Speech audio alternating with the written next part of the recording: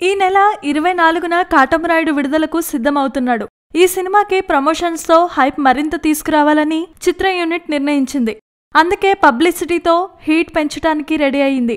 ఈ రోజే కాటమరాయుడు తొలి పాటని విడుదల చేయనుంది చిత్ర యూనిట్. ఈ పాటతోనే ప్రమోషన్స్ కు శ్రీకారం చుట్టనున్నారు.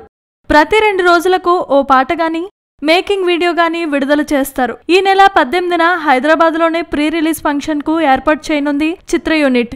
19 నుంచి ఇంటర్వ్యూల హంగామా మొదలెట్టేశారు. సాధారణంగా పవన్ కళ్యాణ్ ఇంటర్వ్యూలకు చాలా దూరంగా ఉంటారు. అయితే సర్దార్ గబ్బర్ సింగ్ కోసం తొలిసారి మీడియా ముందుకు వచ్చారు. ఈసారి పవన్ తో గట్టిగా ప్రమోషన్లు చేయించాలని నిర్మాత శరత్ మరార్ భావిస్తున్నట్టు తెలుస్తోంది.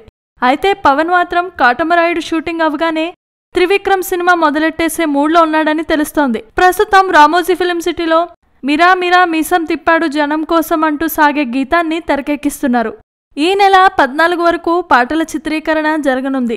21న కాటమరాయుడు సెన్సార్ ముందుకు వెళ్లే అవకాశాలున్నాయని మనకి స్పష్టంగా తెలుస్తోంది. Please subscribe. Hi, it's me Purna. Please subscribe.